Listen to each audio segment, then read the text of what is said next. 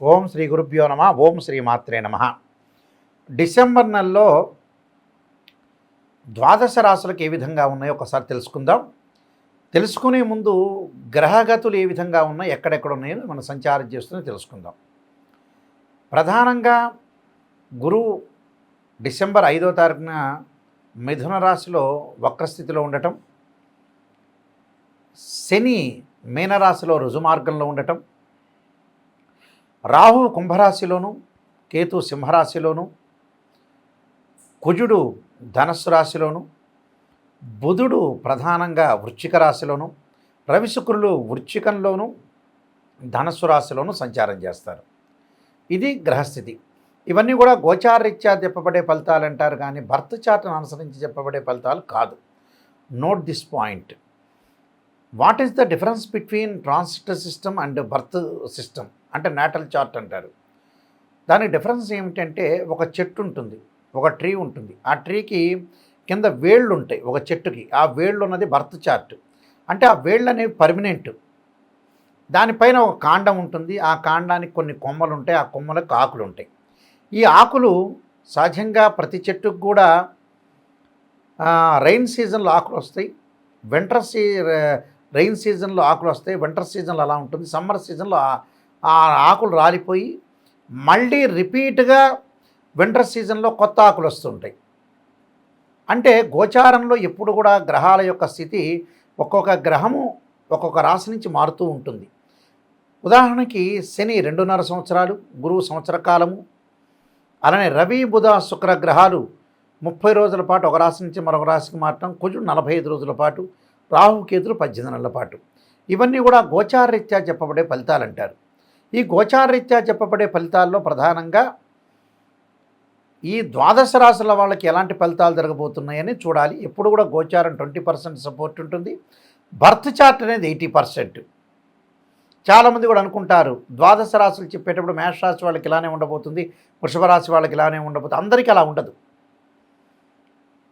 20% సూచనలు support birth చార్ట్ని అనుసరించే ఎక్కువగా ప్రాధాన్యత ఉంటుంది. కానీ ఆవగింజంత అదృష్టం అనేది ఎంత కృషి చేసినా ఆవగింజంత అదృష్టం ఉండాలి అంటారు. ఒక సెకండ్లో అదృష్టం కలిగే అవకాశం ఉంటుంది అని చెప్పగలిగితే గోచారం. అంతేగాని హైదరాబాదులో, గుంటూరులో, విజయవాడలో ఉన్న మేషరాశి వాళ్ళందరికీ నాయకంటి గారు చెప్పారంటే అలా జరుగుతుందని భావించద్దండి. మీరు నోట్ చేసుకోండి. అంటే కొన్ని సూచనలు ఇస్తున్నా, ఆ సూచనలు జరిగే అవకాశాలు ఉంటాయని చెప్తాం. ఆ సూచనలు బర్త్ చార్ట్ నుంచి మారిపోయే అవకాశాలు కూడా ఉంటాయి. అలాంటి విషయాలని మీరు జాగ్రత్తగా ఆలోచన చేసుకోండి. కర్కాటక రాశి వాళ్ళకి డిసెంబర్ మాసంలో ఏ విధంగా ఉండబోతుందో తెలుసుకుందాం. కర్కాటక రాశి వాళ్ళకి ప్రధానంగా వాళ్ళకి కొన్ని గ్రహగతులను మనం చూసుకునేటట్టయితే, కర్కాటక రాశి వాళ్ళకి దశమాధిపతి అయిన కుజుడు 6వ స్థానంలో ఉండటం వల్ల రియల్ ఎస్టేట్ రంగం వాళ్ళకి కానీ, రైతులకు కానీ, కార్మికులకు కానీ, కర్షకులకు కానీ, మెకానికల్ ఇంజనీర్ వాళ్ళకి కానీ, రక్షణ శాఖలో పనిచేస్తున్న వాళ్ళకి కానీ, అలానే పోలీస్ డిపార్ట్మెంట్ వాళ్ళకి కానీ, న్యాయవాదులకు కానీ, మెడికల్ ట్రాన్సాక్షన్స్ చేస్తున్న వాళ్ళు కానీ, మెడికల్ సంబంధించిన ఎవరైతే ఉంటారో వాళ్ళందరికీ కూడా అనుకూలంగా ఉండే అవకాశాలు ఖచ్చితంగా ఉన్నాయి. అలానే ఆరోగ్యపరంగా అనుకూలంగా ఉండే అవకాశం ఎక్కువ ఉంటుంది. దీర్ఘకాలిక వ్యాధుల యొక్క ఉపశమనం లభించే అవకాశం ఎక్కువ ఉంటుంది. అలానే ద్వితీయంలో కేతు ఉండటం వల్ల నోరు జారకుండా, నా మాట అనేది విషయంలో కొంత ఎవరిని కూడా తిట్టకుండా, విరోధ భావాలు కలగకుండా చూసుకోండి. లౌకిక జ్ఞానంతో ముందుకు వెళ్ళాలి. అలానే శుక్రగ్రహం యొక్క ప్రభావం చాలా అనుకూలంగా ఉంది. శుక్రుడి వల్ల వీళ్ళకి మేలు జరిగే అవకాశాలు ఎక్కువ ఉంటాయి. ఎందుకంటే ఈ రాశి వాళ్ళకి 5వ స్థానంలో శుక్రుడి యొక్క సంచారం. ఈ 5వ స్థానంలో శుక్రుడి యొక్క సంచారం వల్ల లాభాధిపతి అయిన శుక్రుడు మరి లాభాధిపతి అయ్యాడు ఇక్కడ. అలానే చతుర్థాధిపతి అయ్యాడు. 5వ స్థానంలో ఉండటం వివాహాది శుభ కార్యక్రమాలు, వాహనాలు కొనుగోలు చేయటం, లగ్జరీగా ఉండటం, స్త్రీ సౌఖ్యం లభించే అవకాశాలు ఎక్కువ ఉంటాయి. రవి యొక్క ప్రభావం వల్ల ఉద్యోగంలో కొద్దిగా మానసికంగా కొద్దిగా ఆందోళన కలిగే అవకాశం ఉంటుంది. తొందరగా డిసెంబర్ మాసంలోనే ముగిసిపోయే అవకాశాలు ఎక్కువ ఉంటాయి. అలానే కొంత సస్పెండ్ అయిన వాళ్ళు, విఆర్ఎస్ తీసుకున్న వాళ్ళు కొద్దిగా ఆదాయపరంగా కొన్ని ఇబ్బందులు కలగకుండా చూసుకోవాలి. అంటే ఆదాయం అనేది బాగుంటుంది, కానీ మరింత అదుపు చేసుకొని ముందుకెళ్ళాలి. ఎందుకంటే శుక్రగ్రహం వల్ల అనుకూలంగా ఉంటుంది ఆదాయం అనేది. కానీ గురుగ్రహం వల్ల కొద్దిగా ఆదాయం అనేది కొంత తక్కువ ఉంటుంది. కాబట్టి కొద్దిగా జాగ్రత్త పడండి అని అర్థం. అలానే మిగతా గ్రహాలు బుధుడి వల్ల లాభం కలిగే అవకాశాలు ఎక్కువ ఉంటాయి. నూతన వ్యాపారాలు అనేవి పెట్టుబడి పెట్టకుండా ఉన్న వ్యాపారాన్ని కొనసాగించండి.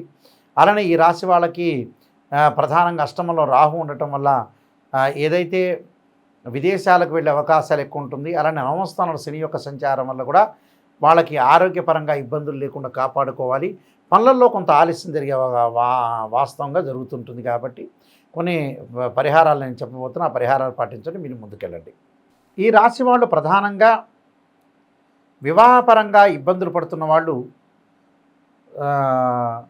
శుక్రుడి యొక్క ఆరాధన, భగవంతు మహాకాళి, మహాలక్ష్మి, మహాసరస్వతి ఆరాధన చేయటం, వివాహం కాని స్త్రీ పురుషులు ఎవరైతే ఉంటారో ఆడవాళ్ళు వరపాశుపతాశ్రుద్రాభిషేకం, అఘోర గౌరీపాశుపతాశ్రుద్రాభిషేకం, అబ్బాయిలు కన్యాపాశుపతాశ్రుద్రాభిషేకం, దాంతోపాటు భృగుపాశుపతాశ్రుద్రాభిషేకాలు, ఉద్యోగపరంగా ఇబ్బందులు కలుగుతున్న వాళ్ళు సూర్యభగవానుడి యొక్క ఆరాధన, సూర్య నమస్కారాలు, సూర్య గాయత్రి మంత్రాలు, అలానే ధనపరంగా ఇబ్బందులు పడుతున్న వాళ్ళు యక్షాయ కుబేరాయ వైశ్రవణాయ ధనధాన్యాధిపతే ధనం ధాన్యం సమృద్ధిమే దేహిమే దాపై స్వాహ అనే మంత్రాన్ని, సంతానం లేని వాళ్ళు సంతాల గోపాలకృష్ణ స్తోత్రాన్ని పారాయణం చేయటం, శ్లోకాన్ని పారాయణం చేయటం, రియల్ ఎస్టేట్ రంగం వాళ్ళు తప్పకుండా కుజుడి యొక్క ఆరాధన చేయాలి.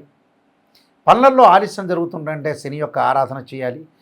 మానసికంగా ఆందోళన పొందుతున్న వాళ్ళు క్షీరపుత్రాయుధి అమృతతత్వాయుధి మే తన్నో చంద్రప్రచోదయాత్ అనే మంత్రాన్ని, దీర్ఘకాలిక వ్యాధులు ఉన్నవాళ్ళు శరీరే జర్జరీభూతే వ్యాధిగ్రస్తే కలేబ్రే ఔషధం జాహ్నవీతోయం అనే మంత్రాన్ని చక్కగా చదువుకోవటం. ఇవన్నీ కూడా విష్ణు సహస్రనామం, లలితా సహస్రనామాలు, ఆదిత్యాయ సోమాయ మంగళాయ చ బుధాయ చ గురు శుక్ర శనిభ్యచ్చ రాహవే కేతువే అనే మంత్రాన్ని చక్కగా, ఇలాంటి మంత్రాలు ప్రత్యేకంగా ఇలాంటివన్నీ కూడా చదువుకోవటం చాలా మంచిది. అయితే దీనికి యజ్ఞయాగాది క్రతువులన్నీ కూడా ఉన్నాయి. కానీ చాలామంది కూడా ఏం ఆలోచన చేస్తున్నారంటే బర్త్ చార్ట్ ఎప్పుడు కూడా ఇంపార్టెంట్. బర్త్ చార్ట్లో వాళ్ళ లగ్నాన్ని అనుసరించి రాశిచక్రము, నవాంశము, భావచక్రాలు, సప్తమాంశము, దశమాంశం అనే D16 చార్ట్స్ ఉంటాయి. అలా వైదిక ఆస్ట్రాలజీలో, అలానే కేపీ సిస్టంలో చూసుకోవచ్చు. సబ్లార్డు, సబ్లార్డు, ఇవన్నీ కూడా నక్షత్ర జ్యోతిష్యం చూసుకోవాలి. అలానే ఎన్ని డిగ్రీల్లో మ్యాథమెటికల్ క్యాలిక్యులేషన్స్ పెట్టి రాశిని మ్యాథమెటికల్ క్యాలిక్యులేషన్ చేసి జాతక చక్రాన్ని చూడాలి. అలానే ఒక జాతకం ఒక జాతకానికి మ్యాచ్ అవుతుందా లేదంటే చాలామంది కేవలం గుణాలను మాత్రమే చూసుకుంటారు. 18 గుణాలు వస్తే బాగుండని, అది కాదు.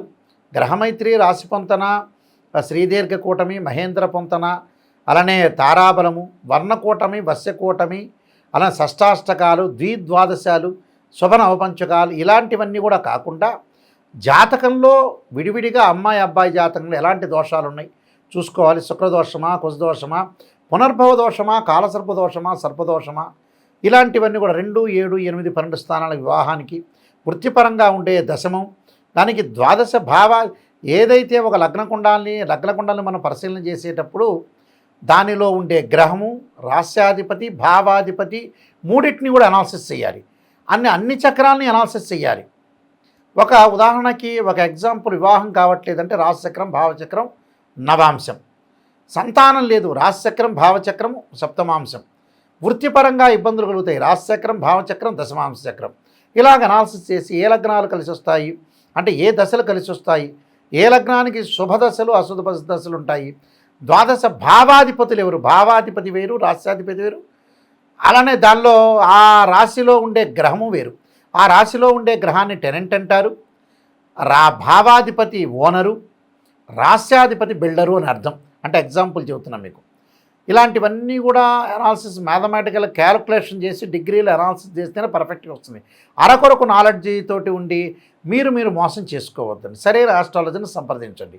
www.nayakanti.com చూడండి, www.nayakanti.in చూడండి.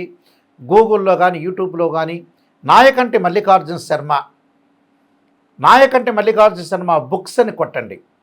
నేను 15 పుస్తకాలు రాశాను. కాలసర్పయోగం, కాలసర్పయోగ చంద్రిక, రాహుకేతులు, ఛాయాగ్రహాలు, స్వప్నశాస్త్రము, అలానే జాతక చంద్రిక, వివాహ మార్తాండము, బృహత్ పరిహార సింధు, సర్వదేవతా గోత్రులు పార్ట్ 1, పార్ట్ 2, ఇలాంటి number of English, Telugu, astrology చాలా బుక్స్ రాశాను.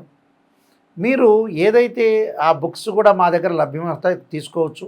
లేకపోతే మోహన్ పబ్లికేషన్, కోటగుమ్మన్, రాజమండ్రి వాళ్ళ దగ్గర కూడా మీరు సంప్రదించవచ్చు. అయితే ఇవన్నీ కూడా ఆలోచన చేయండి.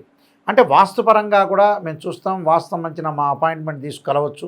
మా నెంబర్ ఉంది, ఆ నెంబర్ నా దగ్గరికే డైరెక్ట్గా వస్తుంది, ఎవరి దగ్గరికి వెళ్ళదు. మీరు ఏం ఆలోచన చేయాలన్నా, ఏ జాతకపరంగా చూపించుకోవాలన్నా, వాస్తు ప్రకారంగా కానీ, సంఖ్యాశాస్త్రం ప్రకారంగా కానీ, యజ్ఞయాగాది క్రతువులు కానీ, ఆగమశాస్త్రం, దేవాలయ ఆగమశాస్త్రం ఉంటుంది. ధ్వజస్తంభం ఇన్ని ఫీట్లు పెట్టాలి, ఇంత ప్రమాణం ఉండాలి, బలిపీఠం ఇంత ఉండాలి అనే దాని మీద కూడా నేను బుక్స్ రాశాను. మీరు దేవాలయం కానీ, యజ్ఞయాగాది క్రతువులు కానీ, రెమెడీస్ కానీ సరైన రెమెడీస్ చేసుకోండి.